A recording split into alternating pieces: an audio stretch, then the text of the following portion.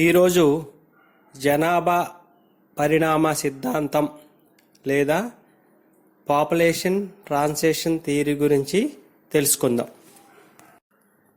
ఏ దేశానికైనా నిజమైన సంపద ఆ దేశపు ప్రజలే. ఆ ప్రజలు దీర్ఘకాలం పాటు ఆరోగ్యవంతంగా సృజనాత్మకమైన జీవితాన్ని గడిపే వాతావరణాన్ని అందించడమే అభివృద్ధి లక్ష్యం. అయితే భౌతిక ఆర్థిక సంపదల వేటలో పడి చిన్నదైన అత్యంత శక్తివంతమైన ఈ సత్యాన్ని మనం తరచూ మర్చిపోతున్నాం.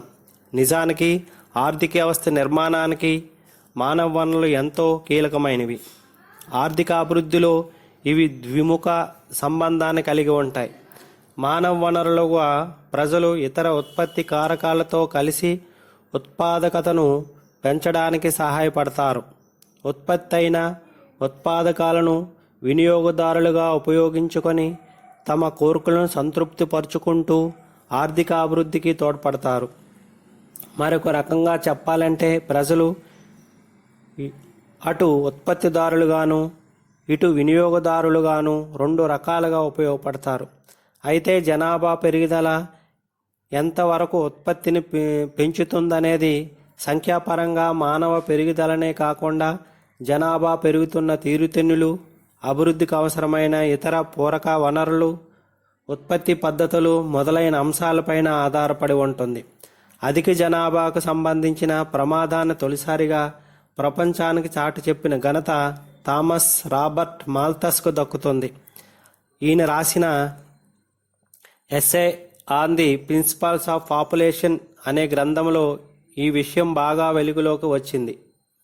మాల్థస్ గ్రంథ రచన తర్వాత సంపద 100 సంవత్సరాలలో యూరప్లో జనాభా విపరీతంగా పెరిగింది. దీంతో పాటు ప్రజల జీవన ప్రమాణ స్థాయి కూడా నిలకడగా పెరుగుతూ వచ్చింది.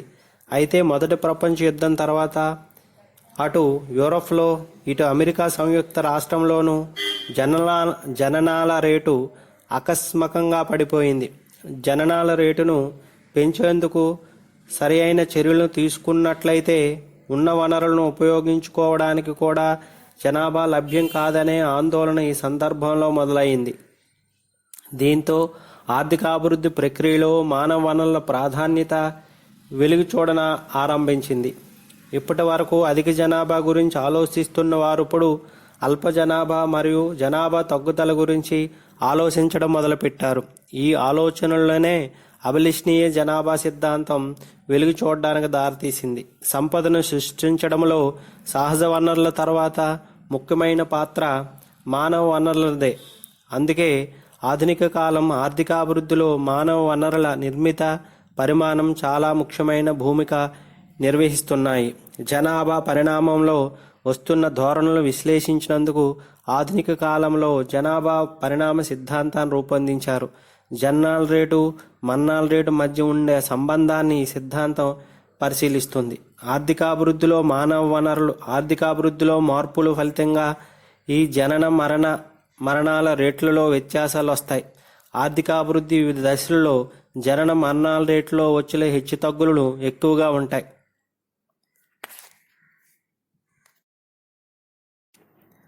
సాధారణంగా సహజ వనరుల లభ్యత, మానవ వనరుల గుణాత్మక స్థాయి దేశ ఆర్థికాభివృద్ధిని సూచిస్తాయి. ఆర్థికాభివృద్ధి కేవలం భౌతికమైన సహజ వనరులపైనే కాకుండా మానవ వనరుల మీద కూడా ఆధారపడుతుంది. సహజ వనరులు సమర్థవంతంగా ఉపయోగించి అధికోత్పత్తిని, దేశ ప్రగతిని పెంపొందించడం మానవ వనరుల సామర్థ్యంపైన ఆధారపడుతుంది. మానవ వనరులు అంటే ముఖ్యంగా దేశంలో జనాభా, వారి విద్యా ప్రమాణాలు, ఆరోగ్యం, పౌష్టికాహార విధానాలు, నిరుద్యోగం, పేదరికం, ఆర్థిక అసమానతలు, ఆదాయ పంపిణీలు మొదలైనవి. దేశాభివృద్ధిని, సంక్షేమాన్ని ఎలా సాధించాలో తెలుసుకోవడానికి మానవ వనరుల గురించి అధ్యయనం చేయడం ఎంతో అవసరం. జనాభా పరిణామ సిద్ధాంతాలు.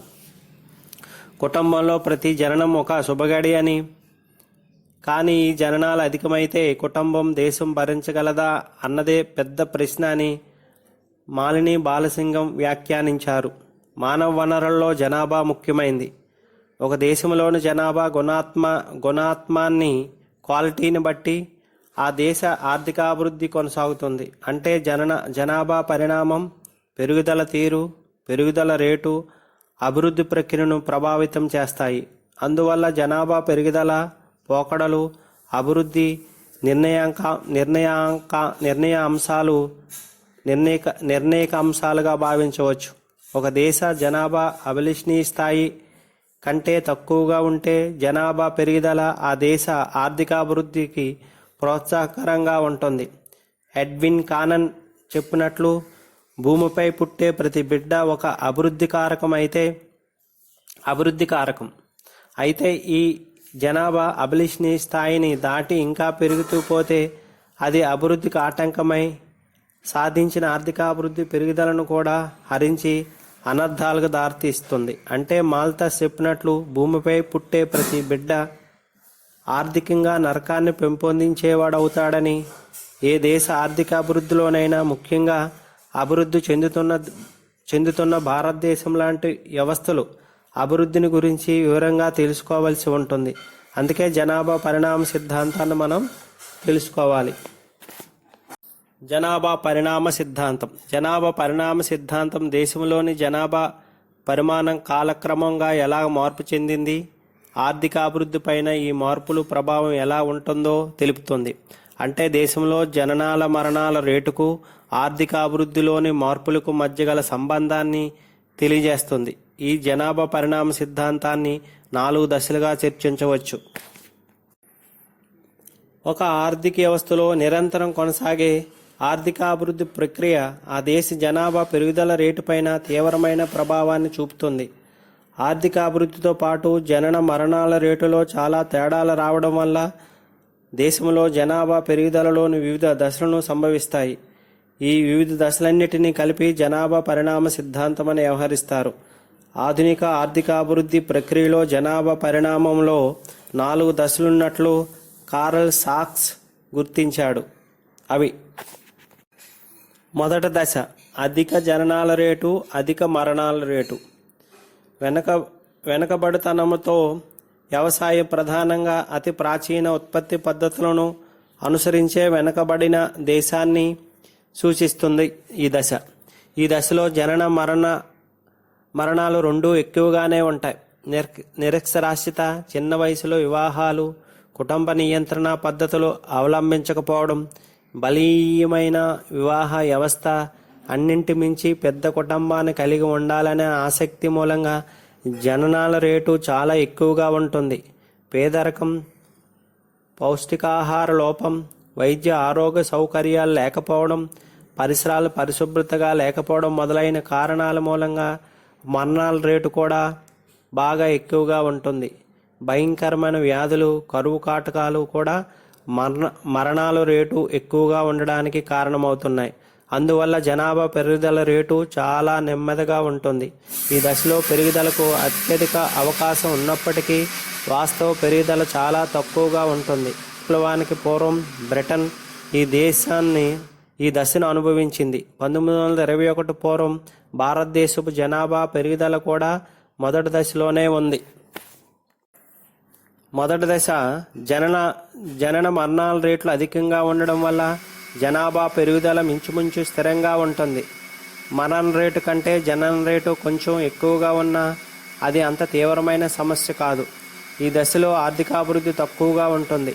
వ్యవసాయ ఆధిక్యత, తక్కువ తలసరి ఆదాయం, అల్ప జీవన ప్రమాణం, పౌష్టికాహారం కొరత, ఆరోగ్య సదుపాయాల కొరత, ప్రాణాంతక వ్యాధులకి నివారణ లేకుండాట, అధిక శిశు మరణాల రేటు మొదలగు కారణాల వల్ల మరణ రేటు అధికంగా ఉంటుంది. ఎక్కువ మంది సరిపడినంత సమతుల్య ఆహారం కూడా ఉండదు. బాల్య వివాహాలు, నిరక్షరాస్యత, కుటుంబ నియంత్రణ సాధనాలపై అవగాహన లేకుండటం వంటి కారణాల వల్ల జననాలు కూడా అధికంగా ఉంటాయి. విద్యా అవకాశాలు కొరవడతాయి. అల్ప విద్య, మూఢనమ్మకాల వల్ల అధిక జనన రేటు ఉంటుంది. కొన్ని ఆర్థిక కారణాలు కూడా అధిక జనన రేటుకు దోహదపడతాయి. తక్కువ వయసులోనే వ్యవసాయ ఉత్పత్తిలో పాల్గొనట, తల్లిదండ్రులకు వృద్ధాప్యంలో భద్రతగా ఉపయోగపడట మొదలగు కారణాల వల్ల అధిక జనన రేటు కోరుకుంటారు. ఇది అధిక మరణ రేటుకు సరిపోవడంతో ఎక్కువ కాలం జనాభా స్థిరంగా ఉంటుంది. రెండవ దశ జనాభా విస్ఫోటన దశ. ఆర్థిక వ్యవస్థలో అభివృద్ధి ప్రారంభమైనప్పుడు ఏర్పడే దశ. ఈ దశలో అధిక జననాల రేటుతో పాటు వేగంగా పడిపోతున్న మరణాల రేటు వల్ల జనాభా వేగంగా పెరిగే దశ ఇది.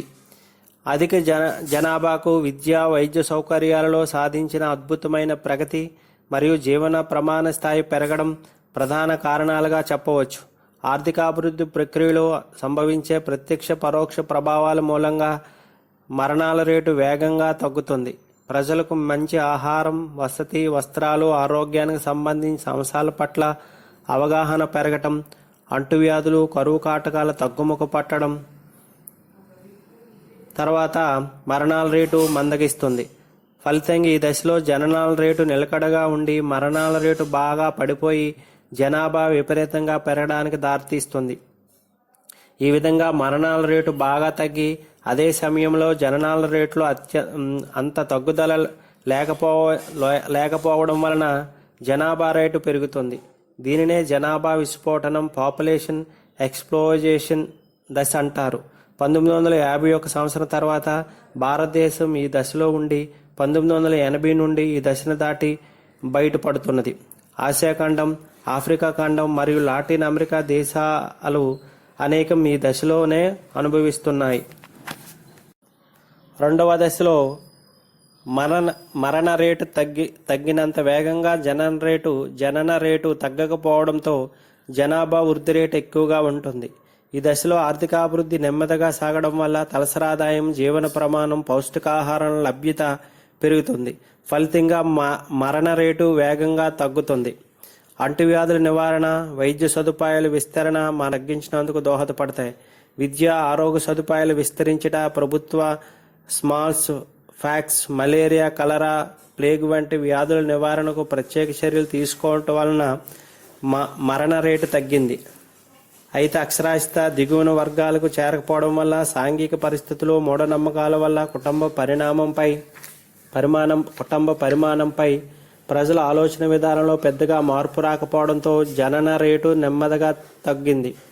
ఫలితంగా జనన మరణ రేటు మధ్య అసమతుల్యం ఏర్పడి జనాభా విజృంభణ లేదా జనాభా విస్ఫోటనం సంభవించింది. అంటే ఈ దశలో అధిక జనన రేటు, అల్ప మరణ రేటు ఉంటుంది. 1921 నుండి భారతదేశంలో ఈ దశలోనికి ప్రవేశించింది. ఈ దశలో జనన రేటు 35 నుండి 40% మధ్యలో ఉంటుంది. మరణ రేటు 15% నుండి 20% మధ్యలో ఉంటుంది. వార్షిక వృద్ధి రేటు 2% పైనే నమోదవుతుంది. మూడవ దశ ఆలస్యంగా విస్తరిస్తున్న దశ. ఈ దశలో ప్రజల కుటుంబ పరిమాణం పట్ల చైతన్యం కలిగి ఉండడమే కాకుండా కుటుంబ పరిమితి గుర్తించి శ్రద్ధ తీసుకుంటారు. ఆహారం, ఉపాధి వేటలో గ్రామీణ ప్రాంతాల నుండి ప్రజలు భారీ సంఖ్యలో పట్టణ ప్రాంతాలకి వలస వస్తారు. పెద్ద కుటుంబం వల్ల ఉండే ఇబ్బందులు దృష్ట్యా ప్రజలు వివాహ వయసును పెంచుకోవడంతో పాటు పునరుత్పత్తి రేటును సరైన తగ్గించుకోవడం పట్ల ఆసక్తిని పెంచుకుంటారు. అంతేకాకుండా నాటినాటికి పెరుగుతున్న పట్టణీకరణ, పారిశ్రామికీకరణ ఫలితంగా చిన్న కుటుంబం పట్ల అపేక్ష ప్రజల్లో ఎక్కువవుతుంది. అందువల్ల ఈ దశలో దేశంలో జననాల రేటు పడిపోవడమే కాకుండా మరణాల రేటు కూడా బాగా తక్కువగా ఉండడంతో జనాభా పెరుగుదల రేటు బాగా పడిపోతుంది. కెనడా, ఆస్ట్రేలియా దేశాలు జనాభా పరిణామంలో మూడవ దశలో ఉన్నాయి. ఈ దశలో జనన రేటు చెప్పుకోదగిన విధంగా తగ్గడంతో జనాభా వృద్ధి రేటు తక్కువగా ఉంటుంది. ఈ దశలో జనన మరణ రేట్లు రెండూ అల్పంగా ఉండడం వల్ల జనాభా పెరుగుదల సమస్య ఉండదు. వ్యవసాయ ఆర్థిక వ్యవస్థ పారిశ్రామిక ఆర్థిక వ్యవస్థగా మారుట, పారిశ్రామిక రంగంలో ఉపాధి అవకాశాల పరిమితంగా ఉండడం, గ్రామీణ పట్టణాలుగా మారడం, గ్రామాలు పట్టణాలుగా మారడం, పట్టణంలో నీటి గృహ సమస్యలు ఏర్పడి అక్షరాస్యత దిగువ వర్గానికి చేరడం, స్త్రీ ఉపాధిలో పాల్గొనడం వల్ల అధిక సంతానాన్ని భారంగా భావించును. పట్టణ జీవన విధానం, పారిశ్రామికీకరణ, కుటుంబ పరిమాణం పట్ల ప్రజల ఆలోచన దృక్పథాలను గణనీయంగా మారవచ్చు. విద్య మూఢనమ్మకాలను తొలగించి శాస్త్రీయ దృక్పథాలను పెంచుతుంది. ఈ కారణం వల్ల ఈ దశలో జననాల రేటు కూడా తగ్గుతుంది. ఒకటవ దశలో జనాభాకు సంబంధించిన అధిక ఒడిదొడుకులు, మూడవ దశలో అల్ప ఒడిదొడుకులు ఉంటాయి. జనాభా పరిణామములు అనగా అధిక జనన మరణ రేట్ల నుంచి అల్ప జనన మరణ రేట్లు మారుటే మార్క్స్ జనాభా పరిణామ సిద్ధాంతాన్ని పేర్కొన్నారు. నాలుగవ దశ తక్కువ ఒడిదొడుకులు దశ. అతి తక్కువ ఒడిదొడుకులు దశగా దీనిని పేర్కొనవచ్చు. ఈ దశలో అతి తక్కువ జననాల రేటు, అతి తక్కువ మరణాల రేటుతో అల్పస్థాయి సమతుల్యంలో ఉంటాయి. ఫలితంగా జనాభా పెరుగుదల అతి స్వల్పంగా ఉంటుంది. ఆర్థిక అభివృద్ధికి ఫలితంగా ఈ దేశం ప్రజలు అత్యున్నత జీవన ప్రమాణ స్థాయిని చేరుకుంటారు. అత్యధిక అక్షరాస్యత, అధిక పారిశ్రామికీకరణ, పట్టణీకరణ ఫలితంగా ప్రజలు సామాజిక దృక్పథాలలో చెప్పుకోదగిన మార్పు వస్తుంది. వీటన్నిటి మూలంగా అతి తక్కువ పెరుగుదల రేటుతో జనాభా దాదాపు నిలకడగా ఉంటుంది. దీనికి ఉదాహరణ Germany, England, Italy, Japan, America సంయుక్త రాష్ట్రాలు, రుమేనియా, ఐర్లాండ్ మొదలైనవి చెప్పుకోవచ్చు. కాబట్టి మార్క్స్ జనాభా పరిణామ సిద్ధాంతాన్ని 4 దశలుగా విభజించాడు. మొదటి దశ అధిక జనన మరణ రేట్లు, తక్కువ జనాభా వృద్ధి రేటు. రెండో దశ అధిక మరణ నిలకడ జనన రేటు, వేగంగా తగ్గే మరణ రేటు మరియు సత్వర జనాభా వృద్ధి. మూడో దశ తగ్గుతున్న జనన రేటు, తక్కువ నిలకడ మరణ రేటు మరియు వేగంగా పెరిగే జనాభా. నాలుగో దశ తక్కువ జననం, తక్కువ మరణ రేట్లు, అల్ప స్థాయిలో నిలకడగా జనాభా. జనాభా పరిణామ సిద్ధాంతంలోని 4 దశలను ఈ పటం ద్వారా వివరించవచ్చు.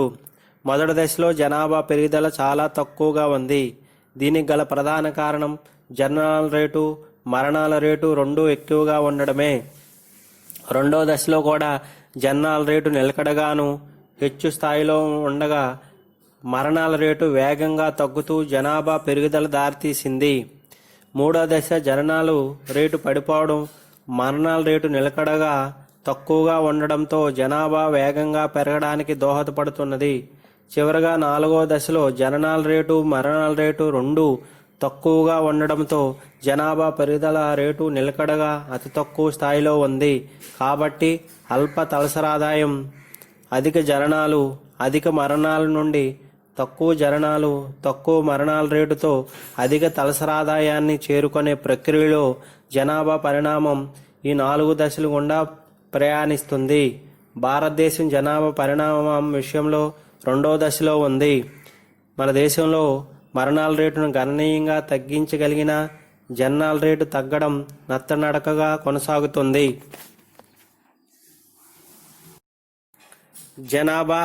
ప్రపంచ జనాభా స్వరూపం. ప్రపంచ జనాభా మొదటి బిలియన్ 1830 దశకంలోను, 2వ బిలియన్ 1930 దశకంలోను, 3వ బిలియన్ 1960 దశకంలో చేరింది. 4వ బిలియన్ 1975 నాటికి, 5వ బిలియన్ 1987 జూలై 11 నాటికి చేరింది. కేవలం 12 సంవత్సరంలో 1 బిలియన్ జనాభా పెరిగి 1987 జూలై 11 నాటికి 5 బిలియన్లకు చేరింది. అందుచే జూలై 11న ప్రపంచ జనాభా దినోత్సవంగా ప్రకటించారు. 1999 అక్టోబర్ 12 నాటికి 6 బిలియన్లకు చేరటం చేత అక్టోబర్ 12న డే ఆఫ్ 6th బిలియన్గా పిలుస్తారు. 2011 అక్టోబర్ 31 నాటికి 7 బిలియన్లకు చేరింది.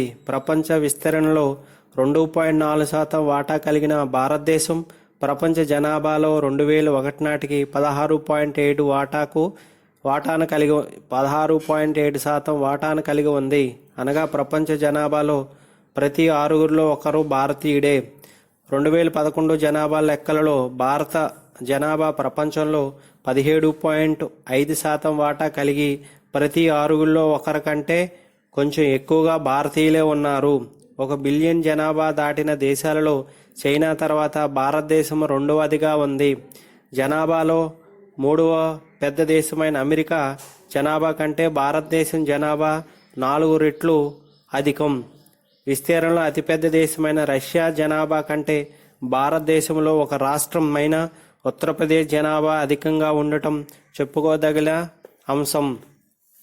యుఎన్ఓ ప్రకారం ప్రపంచ జనాభా వృద్ధి రేటు 1.23% ఉండగా చైనా జనాభా వృద్ధి రేటు 0.53% ఉంది.